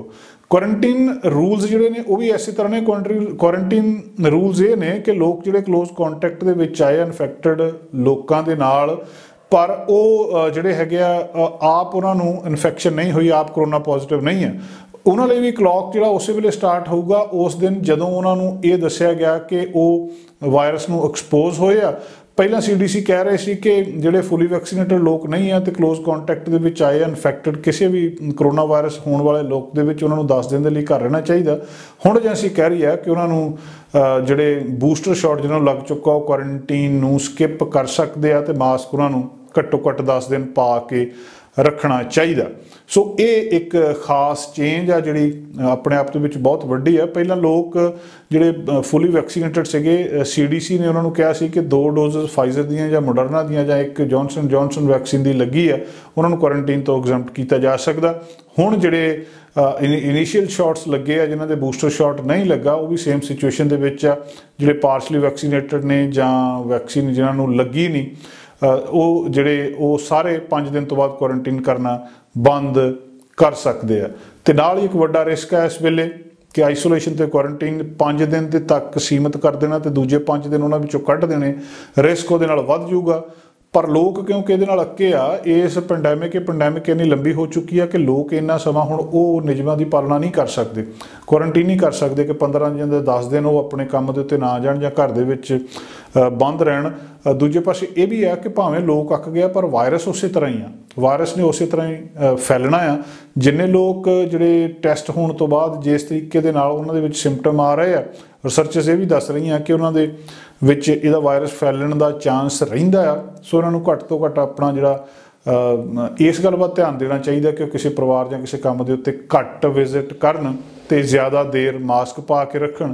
जदों लोकां नूं इन्फैक्शन हो जाती है तो जिहड़े ड्रॉप्स हैगे 5 दिन तक उहदे नाल फैल सकदा, उहदे तो बाद जिहड़ियां कुछ इहदा प्रभाव घट जांदा। सो इहदे नाल नाल इस चीज़ की आलोचना भी हो रही है कि ये 5 दिन करन दे नाल होर ज़्यादा जिहड़े सिम्पटम आ वो आउणगे ते होर ज़्यादा लोकां नूं इन्फैक्शन हो सकती है। दूजे पासे लोकां दी ये मंग भी सी कि घट्टो घट्ट लोकां दी ते जिहड़े लोग बिजनेसमैन ने उन्हां दी मंग सीगी कि जिहड़े क्वारंटीन रूल्स आ इन्हां नूं थोड़ा जिहा ढिल्ले कीता जावे तां कि कंमकार चलते रह सकण। अज फिर कैनेडा दीआं अखबारां दे विच खबर नूं प्रमुखता दित्ती गई है कि कैनेडा दे विच कामिਆਂ दी घाट आ। ਕੰਮ ਕਰਨ ਵਾਲਿਆਂ ਨੂੰ ਕੰਮ ਕਰਨ ਵਾਲੇ ਨਹੀਂ ਲੱਭ ਰਹੇ, ਇੰਪਲੋਇਰਸ ਲੱਭ ਰਹੇ, ਪਰ ਜਿਹੜੇ ਵਰਕਰਸ ਨੇ ਉਹਨਾਂ ਦੀ ਸ਼ਾਰਟੇਜ ਆ ਤੇ ਉਹਨਾਂ ਵਰਕਰਸ ਨੂੰ ਆਪਣੇ ਕੋਲ ਸੱਦਣ ਦੇ ਲਈ ਕਈ ਤਰ੍ਹਾਂ ਦੇ ਜਿਹੜੇ ਆ ਬੈਨੀਫਿਟ, ਕਈ ਤਰ੍ਹਾਂ ਦੇ ਇਨਸੈਂਟਿਵ ਦਿੱਤੇ ਜਾ ਰਹੇ ਆ ਉਹਨਾਂ ਲੋਕਾਂ ਨੂੰ ਕਿ ਤੁਸੀਂ ਸਾਡੀ ਕੰਪਨੀ ਨੂੰ ਜੁਆਇਨ ਕਰੋ, ਸਾਡੇ ਕੋਲ ਕੰਮ ਕਰੋ, ਅਸੀਂ ਤੁਹਾਨੂੰ ਆ ਜਿਹੜੇ ਬੈਨੀਫਿਟ ਦੇਵਾਂਗੇ। ਇਸੇ ਤਰ੍ਹਾਂ ਦੀਆਂ ਬਹੁਤ ਸਾਰੀਆਂ ਉਦਾਹਰਨਾਂ ਸਾਡੇ ਸਾਹਮਣੇ ਆ ਰਹੀਆਂ। ਇੱਕ ਔਰਤ ਨੇ ਆਪਣੀ ਇੱਕ ਅਖਬਾਰ ਦੇ ਵਿੱਚ ਆਪਣੀ ਗੱਲਬਾਤ ਦੱਸੀ ਆ। ਫਰੈਕਟਨ ਜਿਹੜਾ ਨਿਊ ਬ੍ਰੰਸਵਿਕ ਦਾ ਰਾਜਧਾਨੀ ਆ ਉਹਨਾਂ ਦਾ, उस शहर दे विच कहंदी मैं एक हना मैकलियोड उस औरत का नाम आ, वो कहती 21 साल की उम्र आ भी मैं एक शू लैन एक मॉल दे विच गई, उन्होंने कहा सी कि असीं हायर करते हैं, उन्हें उत्थे अपलाई कर दिता कि तुसीं मैनूं हायर कर सकते हैं। मैकलियोड पहलां एक पोटैटो प्रोसैसिंग प्लांट दे विच काम करदी सी, काम अपना बदलना चाहुंदी सी भी मैं इत्थे इस काम दे विच आ जानी आ, रिटेल सेल दे विच आ जानी आ। तजर्बा उन्होंने कोई नहीं सी रिटेल का, तो उन्हें कहा कि मैं चलो ये शूज़ जिहड़े वेचने आ इत्थे मैं अपलाई करके देख लैनी आ, घट्टो घट्ट मैनूं मिनीमम वेजिस मिल जूगा। मिनीमम वेजिस न्यू ब्रंसविक दे विच $11.75 आ। हुण जिहड़े कि अक्तूबर दे विच $13.75 हो जाने, $2 वध जाना। वो कहंदी पर मेरी इंटरव्यू हुई, मतलब एक औरत सिर्फ एक दुकान के उत्ते अपने शूज़ खरीदण गई, वैसे ही उन्हें अपलाई कर दिता तो $11.75 की आस कर रही है भी जे मैनूं किते इन्हां ने रख लिया तो इन्ने दे देणगे। इंटरव्यू तो बाद उन्होंने जो कुछ उन्होंने ऑफर किया वो हैरान करने वाला सी। वो कहंदे कि उन्हें ये कहा कि मैं $12.50 लवांगी। आस उन्होंने घट्टो घट्ट मिनीमम वेजिस सी पर उन्हें $12.50 कह दिता। तो जो डिस्ट्रिक्ट मैनेजर उन्होंने कॉल किया तो उन्हें उन्होंने कहा कि तेनों असीं $15.05 देवांगे। सो जिहड़ा कोई व्यक्ति $11-11.5 की आस लैके जांदा उन्होंने भी $15 तो ज़्यादा मिल रहे आ। ये न्यू ब्रंसविक दे इस एक शहर की गलबात नहीं, ये कैनेडा दे बहुत सारे शहरों की गलबात आ जिथे ये सारा कुछ वापर रहा है। क्योंकि बिजनेस ਜਿਹੜੇ ਨੇ ਉਹ ਜਿਹੜੇ ਕਈ ਇਨਸੈਂਟਿਵ ਦੇ ਰਹੇ ਆ ਇਸ ਵੇਲੇ। ਇੰਪਲੋਇਮੈਂਟ ਡਾਟਾ ਸਟੈਟਿਸਟਿਕਸ ਕੈਨੇਡਾ ਦਾ ਦੱਸ ਰਿਹਾ ਹੈ ਕਿ ਲੇਬਰ ਸ਼ਾਰਟੇਜ ਅਜੇ ਵੀ ਵੱਧ ਰਹੀ ਹੈ ਅਕ੍ਰੋਸ ਦ ਕੈਨੇਡਾ ਬਹੁਤ ਸਾਰੇ ਸੈਕਟਰ ਦੇ ਵਿੱਚ। ਇਹਦੇ ਹਾਲਾਂਕਿ ਇਹਨੂੰ ਕੋਈ ਮਾੜਾ ਨਹੀਂ ਮੰਨਿਆ ਜਾ ਰਿਹਾ ਕਿ ਜਿਹੜੀ ਹੁਣ ਕਾਰਨ ਇਹਦਾ ਹਜੇ ਤੱਕ ਨਹੀਂ ਪਤਾ ਲੱਗਿਆ ਵੀ ਲੋਕ ਕੰਮ ਨਹੀਂ ਕਰਨਾ ਚਾਹੁੰਦੇ। ਪਹਿਲਾਂ ਕਿਹਾ ਜਾ ਰਿਹਾ ਸੀ ਕਿ ਲੋਕਾਂ ਨੂੰ ਬੈਨੀਫਿਟ ਹੀ ਇੰਨੇ ਮਿਲ ਰਿਹਾ ਇਸ ਪੈਂਡੈਮਿਕ ਦੇ ਵਿੱਚ, ਕੋਵਿਡ ਦੇ ਵਿੱਚ ਸਰਕਾਰ ਨੇ ਘਰ ਬੈਠੇ ਲੋਕਾਂ ਨੂੰ ਪੈਸਾ ਇੰਨਾ ਦੇ ਦਿੱਤਾ ਕਿ ਲੋਕ ਕੰਮ ਦੇ ਉੱਤੇ ਜਾ ਨਹੀਂ ਰਹੇ, ਪਰ ਇਹ ਕੋਈ ਇੱਕ ਫੈਕਟਰ ਨਹੀਂ ਹੈ। ਅਜੇ ਇਹਦੇ ਬਾਰੇ ਗੱਲਬਾਤ ਨਹੀਂ ਪਤਾ ਲੱਗ ਰਹੀ ਕਿ ਕਿਉਂ ਵਰਕਰ ਕੰਮ ਕਰਨਾ ਨਹੀਂ ਚਾਹੁੰਦੇ। ਰਿਟੇਲ ਸਰਵਿਸ ਕੰਪਨੀਜ਼ ਜਿਹੜੀਆਂ ਬਹੁਤ ਸਾਰਾ ਸਾਈਨਿੰਗ ਬੋਨਸ ਦੇ ਰਹੀਆਂ, ਭਾਵ ਤੁਸੀਂ ਅੱਜ ਕੰਮ ਸ਼ੁਰੂ ਕਰੋ, ਕੰਮ ਤੁਹਾਨੂੰ ਜਿੰਨੀ ਪੇ ਮਿਲਣੀ ਹੈ, ਜਿੰਨੀ ਤੁਹਾਨੂੰ ਤਨਖਾਹ ਮਿਲਣੀ ਹੈ ਉਨੀ ਤਾਂ ਮਿਲਣੀ ਹੈ। ਜਿੱਦਣ ਤੁਸੀਂ ਸਾਡੇ ਕੋਲ ਨੌਕਰੀ ਲਾਓਗੇ ਉਦੋਂ ਹੀ ਤੁਹਾਨੂੰ ਅਸੀਂ ਇੰਨਾ ਜਿਹੜਾ ਬੋਨਸ ਦੇ ਦਾਂਗੇ, ਚਾਹੇ ਤੁਹਾਨੂੰ $200 ਦਾ ਚੈੱਕ ਦੇ ਦਈਏ ਜਾਂ ਹੋਰ ਕੁਛ ਨਾ ਕੁਛ ਜਿਹੜਾ ਦਿੱਤਾ ਜਾ ਰਿਹਾ। ਰੋਜਰਸ ਵਰਗੀਆਂ, ਇੰਡੀਗੋ ਪਾਰਕ ਵਰਗੀਆਂ ਕੰਪਨੀਆਂ ਇਹ ਸਾਈਨਿੰਗ ਜਿਹੜਾ ਆਫਰ ਇਨਸੈਂਟਿਵ ਆ ਇਹਨੂੰ ਪਹਿਲਾਂ ਹੀ ਜਿਹੜੀ ਜੌਬ ਪੋਸਟਿੰਗ ਆ ਉਹਦੇ ਨਾਲ ਹੀ ਦੱਸ ਰਿਹਾ, ਜੌਬ ਦੇ ਨਾਲ ਹੀ ਦੱਸ ਰਿਹਾ ਕਿ ਸਾਡੇ ਕੋਲ ਨੌਕਰੀ ਕਰੋਗੇ ਇੰਨੀ ਤੁਹਾਨੂੰ ਪੇ ਦੇਵਾਂਗੇ, ਨਾਲ ਇੰਨੇ ਪੈਸੇ ਸ਼ੁਰੂ ਦੇ ਵਿੱਚ ਹੀ ਦੇਵਾਂਗੇ। ਬਹੁਤ ਸਾਰੇ ਲੇਬਰ ਇਕੋਨੋਮਿਸਟ ਜਿਹੜੇ ਆ ਇਹਦੇ ਉੱਤੇ ਦੇਖ ਰਹੇ ਆ ਕਿ ਇਹਦਾ ਕਾਰਨ ਕੀ ਹੈ, ਪਰ ਦੱਸਿਆ ਜਾ ਰਿਹਾ ਕਿ ਇਹ ਕੋਈ ਬਹੁਤੀ ਮਾੜੀ ਗੱਲ ਕੈਨੇਡਾ ਦੀ ਇਕੋਨਮੀ ਦੇ ਲਈ ਨਹੀਂ ਮੰਨੀ ਜਾ ਰਹੀ। ਲੇਬਰ ਸ਼ਾਰਟੇਜ ਜਿਹੜੀ ਆ ਇਹਦਾ ਕੋਈ ਜਿੱਦਾਂ ਪਹਿਲਾਂ ਦੱਸਿਆ ਕਿ ਕੋਈ ਕਾਰਨ ਹਜੇ ਤੱਕ ਪਤਾ ਨਹੀਂ ਲੱਗ ਰਿਹਾ। ਨਵੰਬਰ 2019 ਦੇ ਵਿੱਚ ਕੈਨੇਡਾ ਦੇ ਵਿੱਚ ਅਨਐਮਪਲੋਇਮੈਂਟ ਰੇਟ ਜਿਹੜਾ 5.9% ਸੀਗਾ। ਨਵੰਬਰ 2019 ਜਾਣੀ ਕਿ ਜਦੋਂ ਕਰੋਨਾ ਵਾਇਰਸ ਸ਼ੁਰੂ ਹੁੰਦਾ ਉਸ ਵੇਲੇ ਅਨਐਮਪਲੋਇਮੈਂਟ 5.9% ਸੀ। 2 ਸਾਲ ਬਾਅਦ ਇਹ ਲਗਭਗ ਉੱਥੇ ਹੀ ਰਿਹਾ, ਜਾਣੀ ਕਿ 6% ਦੇ ਨੇੜੇ ਤੇੜੇ। ਹੁਣ ਰਿਟਾਇਰਮੈਂਟਸ ਜ਼ਿਆਦਾ ਹੋਈਆਂ, ਨਵੇਂ ਵਰਕਰ ਘੱਟ ਆਏ ਆ, ਜੌਬਸ ਘੱਟ ਨੇ, ਫੂਡ ਜਾਂ ਜਿਹੜੀ ਆ ਹੋਰ ਖੇਤਰ ਦੇ ਵਿੱਚ ਜਿਹੜੀ ਸ਼ਾਰਟੇਜ ਹੋਈ ਆ। ਲੌਂਗ ਟਰਮ ਜਿਹੜੇ ਟ੍ਰੈਂਡ ਆ ਸਾਹਮਣੇ ਆ ਰਹੇ ਆ, ਪਰ ਇਹਦੇ ਵਿੱਚ ਵੀ ਬਹੁਤ ਸਾਰੇ ਕੰਮਾਂ ਕਾਰਾਂ ਦੇ ਵਿੱਚ ਕਾਫੀ ਜ਼ਿਆਦਾ ਗਰੋਥ ਦਿੱਤੀ ਜਾ ਰਹੀ ਹੈ। ਉਹਨਾਂ ਦੇ ਜਿਹੜੀ ਪੇ ਆ ਲੇਬਰ ਮਾਰਕੀਟ ਦੇ ਵਿੱਚ ਵਧਾਈ ਜਾ ਰਹੀ ਹੈ, ਜਿੰਨੇ ਦੀ ਕੋਈ ਆਸ ਕਰਦਾ ਉਹਦੇ ਤੋਂ ਜ਼ਿਆਦਾ ਉਹਨੂੰ ਦਿੱਤੇ ਜਾ ਰਹੇ ਆ। ਕਈ ਥਾਵਾਂ ਦੇ ਵਿੱਚ 2019 ਤੋਂ ਲੈ ਕੇ 2021 ਤੱਕ ਰਿਟੇਲ ਦੇ ਵਿੱਚ, ਫੂਡ ਦੇ ਵਿੱਚ, ਕੰਸਟਰਕਸ਼ਨ ਦੇ ਵਿੱਚ, ਅਕਮੋਡੇਸ਼ਨ ਦੇ ਵਿੱਚ, ਹੈਲਥ ਕੇਅਰ ਦੇ ਵਿੱਚ ਬਹੁਤ ਜ਼ਿਆਦਾ ਵੇਜਸ ਵਧੀਆਂ, ਤਨਖਾਹਾਂ ਕਾਫੀ ਜ਼ਿਆਦਾ ਵਧੀਆਂ। 8.9% ਵੇਜਸ ਇਸ ਸਮੇਂ ਦੇ ਵਿੱਚ ਦੱਸਿਆ ਜਾ ਰਿਹਾ ਕਿ ਲੋਕਾਂ ਦੀਆਂ ਤਨਖਾਹਾਂ ਜਿਹੜੀਆਂ ਵਧੀਆਂ ਆ। ਸੋ ਇਹ ਅਜੇ ਵੀ ਬਾਵਜੂਦ ਇਹ ਸਾਰੇ ਕੁਛ ਦੇ ਜਿਹੜੇ ਇੰਪਲੋਇਰਸ ਨੇ, ਜਿਹੜੇ ਕੰਪਨੀਆਂ, ਜਿਹੜੀਆਂ ਇੰਡਸਟਰੀ ਆ, ਉਹਨਾਂ ਦੇ ਵਿੱਚ ਇੱਕ ਤਰ੍ਹਾਂ ਦੀ ਆਪਸ ਦੇ ਵਿੱਚ ਵੇਜ ਵਾਰਸ ਲੱਗੀਆਂ ਆ ਵੀ ਮੈਂ ਵੱਧ ਪੈਸੇ ਦੇਣੇ ਆ ਤੁਸੀਂ ਮੇਰੇ ਕੋਲ ਆ ਜਾਓ, ਜਾਂ ਮੈਂ ਵੱਧ ਪੈਸੇ ਦੇਣੇ ਆ ਤੁਸੀਂ ਮੇਰੇ ਕੋਲ ਆ ਜਾਓ।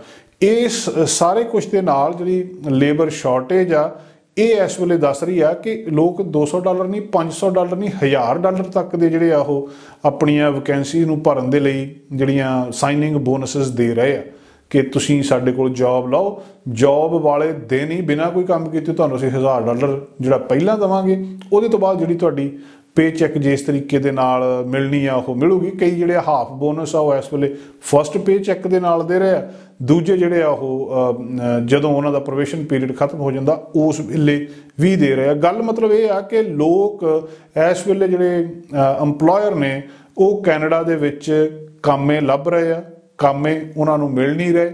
ਲਗਾਤਾਰ ਪਿਛਲੇ ਸਮੇਂ ਤੋਂ ਖਬਰਾਂ ਜਿਹੜੀਆਂ ਸਾਹਮਣੇ ਆ ਰਹੀਆਂ। ਹਾਲਾਂਕਿ ਕੈਨੇਡਾ ਦੇ ਵਿੱਚ ਜਿਹੜੀ ਇਮੀਗ੍ਰੇਸ਼ਨ ਆ ਉਹਦਾ ਕੋਟਾ ਪੂਰਾ ਕਰ ਲਿਆ ਗਿਆ। 4 ਲੱਖ ਤੋਂ ਜ਼ਿਆਦਾ ਬੰਦੇ ਨੂੰ ਇਸ ਸਾਲ ਦੇ ਵਿੱਚ ਪੱਕੇ ਕੀਤਾ ਗਿਆ। ਅਗਲੇ ਸਾਲ 4,11,000 ਜਿਹੜੇ ਪਰਮਾਨੈਂਟ ਰੈਜ਼ੀਡੈਂਸੀਜ਼ ਦਿੱਤੀਆਂ ਜਾਣਗੀਆਂ। ਇਸ ਗੱਲ ਬਾਰੇ ਵੀ ਕੈਨੇਡਾ ਇਸ ਗੱਲ ਬਾਰੇ ਵੀ ਅਵੇਅਰ ਆ ਕਿ ਜਿਹੜੀ ਕੰਮ ਕਰਨ ਵਾਲੇ ਲੋਕ ਨੇ ਉਹ ਬਾਹਰੋਂ ਇੱਥੇ ਸੱਦਣੇ ਪੈ ਰਹੇ, ਕਿਉਂਕਿ ਕੈਨੇਡਾ ਦੇ ਵਿੱਚ ਬਜ਼ੁਰਗ ਜ਼ਿਆਦਾ ਨੇ ਜਾਂ ਬੱਚੇ ਜ਼ਿਆਦਾ ਨੇ। ਵਿਚਕਾਰਲੀ ਉਮਰ ਵਰਗ ਦੇ ਲੋਕ ਜਿਨ੍ਹਾਂ ਨੇ ਕੰਮ ਕਰਨਾ ਹੁੰਦਾ, ਜਿਨ੍ਹਾਂ ਨੇ ਟੈਕਸ ਦੇਣਾ ਹੁੰਦਾ, ਉਹਨਾਂ ਦੀ ਗਿਣਤੀ ਓਨੀ ਜ਼ਿਆਦਾ ਨਹੀਂ ਹੈ। ਸ਼ਾਇਦ ਇਹ ਵੀ ਇੱਕ ਕਾਰਨ ਆ ਕਿ ਕੈਨੇਡਾ ਦੇ ਵਿੱਚ ਇਸ ਵੇਲੇ ਕਾਫੀ ਜ਼ਿਆਦਾ ਕਾਮਿਆਂ ਦੀ ਘਾਟ ਨਜ਼ਰ ਆ ਰਹੀ ਹੈ। ਕਰੋਨਾ ਵਾਇਰਸ ਦੀ ਜਦੋਂ ਵੈਕਸੀਨ ਆਈ ਸੀ ਉਹਦੇ ਤੋਂ ਬਾਅਦ ਲੋਕਾਂ ਨੂੰ ਇੱਕ ਬਹੁਤ ਵੱਡੀ ਆਸ ਨਜ਼ਰ ਆਈ ਸੀ ਕਿ ਹੁਣ ਵੈਕਸੀਨ ਆ ਗਈ ਆ, ਸਾਲ 6 ਮਹੀਨੇ ਦੇ ਵਿੱਚ ਵੈਕਸੀਨ ਲੋਕਾਂ ਨੂੰ ਲੱਗ ਜਾਣੀ ਹੈ ਤੇ ਫਿਰ ਸਾਰਾ ਕੁਝ ਠੀਕ ਠਾਕ ਹੋ ਜਾਣਾ। ਪਰ ਸਾਰਾ ਕੁਝ ਠੀਕ ਠਾਕ ਨਹੀਂ ਹੋਇਆ। ਭਾਵੇਂ ਕਿ ਵੈਕਸੀਨ ਬਹੁਤ ਵੱਡੇ ਪੱਧਰ ਦੇ ਉੱਤੇ ਲੱਗੀ ਆ, ਬਹੁਤ ਸਾਰੇ ਲੋਕਾਂ ਨੇ ਵੈਕਸੀਨ ਲਵਾਈ ਆ, ਬਹੁਤ ਗਿਣਤੀ ਲੋਕਾਂ ਨੇ ਵੈਕਸੀਨ ਲਵਾਈ ਆ। ਕੁਛ ਛੋਟੀ ਜਿਹੀ ਗਿਣਤੀ ਜਿਹੜੀ ਆ ਉਹ ਵੈਕਸੀਨ ਦਾ ਵਿਰੋਧ ਵੀ ਕਰਦੀ ਆਈ ਹੈ। ਵੈਕਸੀਨ ਦਾ ਵਿਰੋਧ ਹਮੇਸ਼ਾ ਚਰਚਾ ਦੇ ਵਿੱਚ ਵੀ ਰਿਹਾ। ਬੀਤੇ ਕੱਲ ਅਮਰੀਕਾ ਦੇ ਸਾਬਕਾ ਰਾਸ਼ਟਰਪਤੀ ਡੋਨਾਲਡ ਟਰੰਪ ਉਹਨਾਂ ਨੇ ਭਾਵੇਂ ਕਿਹਾ ਸੀ ਕਿ ਅਸੀਂ 9 ਮਹੀਨਿਆਂ ਦੇ ਵਿੱਚ ਵੈਕਸੀਨ ਬਣਾ ਕੇ ਬਹੁਤ ਵੱਡੀ ਕਾਢ ਕੱਢੀ ਹੈ, ਬਹੁਤ ਵੱਡੀ ਉਪਲਬਧੀ ਹੈ ਸਾਡੀ ਅਮਰੀਕਾ ਦੀ, ਪਰ ਉਹਦੇ ਨਾਲ ਹੀ ਉਹਨਾਂ ਨੇ ਮੈਂਡੇਟਸ ਨੂੰ ਕ੍ਰਿਟਿਸਾਈਜ਼ ਵੀ ਕੀਤਾ ਸੀ कि जिहड़ा इहदा जरूरी करना आ कि लवाउणी ही चाहिदी आ, ਉਹਦੀ उन्होंने फिर भी कल भी आलोचना कीती सी। इसे तरह ਵੱਖ-ਵੱਖ ਥਾਵਾਂ ਦੇ ਉੱਤੇ ਲੋਕ ਜਿਹੜੇ ਆ ਇਸ ਗੱਲ ਦੀ ਆਲੋਚਨਾ ਕਰਦੇ ਰਹੇ ਆ ਕਿ ਵੈਕਸੀਨ ਜਿਹੜੀ ਨਹੀਂ ਲਵਾਉਣੀ ਚਾਹੀਦੀ। ਇੱਕ ਵੈਕਸੀਨ ਦੇ ਜਿਹੜੇ ਉਲਟ ਗਰੁੱਪ ਆ ਐਂਟੀ ਵੈਕਸਰਸ ਨੇ ਉਹ ਵੀ ਸਰਗਰਮ ਨੇ। ਦੂਜੇ ਪਾਸੇ ਇੱਕ ਵੈਕਸੀਨ ਦੀ ਹੈਜ਼ੀਟੈਂਸੀ ਆ कि लोग हिचकिचाहट दे विच ने कि लवाउणी चाहिदी है जां लवाउणी नहीं चाहिदी, क्योंकि इहदे नाल बहुत सारियां संबंधित खबरां बहुत सारियां सामने आईयां सी जिहड़ियां कि जिन्हां विचों ਉਹ ਬਾਅਦ ਦੇ ਵਿੱਚ ਝੂਠ ਸਾਬਤ ਹੋਈਆਂ ਸੀ, पर लोकां दे विच एक डर सीगा। ऐसे लड़ी दे विच अज ब्राज़ील दे राष्ट्रपति जिहड़े जाइलर बोल्सोनारो ने उन्होंने कहा कि मैं अपनी 11 साल की बेटी नूं कोरोना वैक्सीन नहीं लवाउणी। ब्राज़ील दे विच भी कोविड के जिहड़े केसिस ने बहुत ज़्यादा वधे आ, तुसीं इस गल नूं जाणदे आ, ते उत्थों के राष्ट्रपति के इस बयान ने एक बारी फिर चर्चा छेड़ दी है। ब्राज़ील के सेंटा कैटरीना स्टेट आ, उत्थे मीडिया नाल ओह गलबात कर रहे सी। उन्होंने जिहड़ी पब्लिक हैल्थ एक्सपर्ट की आलोचना भी की है। दुनिया भर दे विच इस वेले ओमिक्रॉन के नाल जिद्दां अंकड़े वध रहे आ, इस हालात दे विच खास करके बोल्सोनारो दे इस बयान दे उत्ते एक्सपर्ट भी हैरान ने कि उन्होंने बयान क्यों दिता। असल दे विच बच्चों को वैक्सीन उत्थे लगनी शुरू होनी है तो उहदे प्रोग्राम की उन्होंने जानकारी दी है। ब्राज़ील के राष्ट्रपति ने यह कहा कि जिहड़े साडे सेहत मंत्री आ मॉसलो किचरोगा वो 5 जनवरी तो लैके 5 तो 11 साल के बच्चों को वैक्सीनेशन प्रोग्राम के बारे जानकारी देणगे। ब्राज़ील दे विच इस महीने की शुरुआत के विच ही जिहड़े चाइल्ड वैक्सीनेशन प्रोग्राम आ उहदी इजाजत दी गई है। हालांकि नाल ही उन्होंने ये भी कहा कि वायरस के नाल इन्नी ज़्यादा बच्चों दीयां मौतां नहीं हो रही कि उहदे लई वैक्सीन की जरूरत नूं सही ठहराया जाए।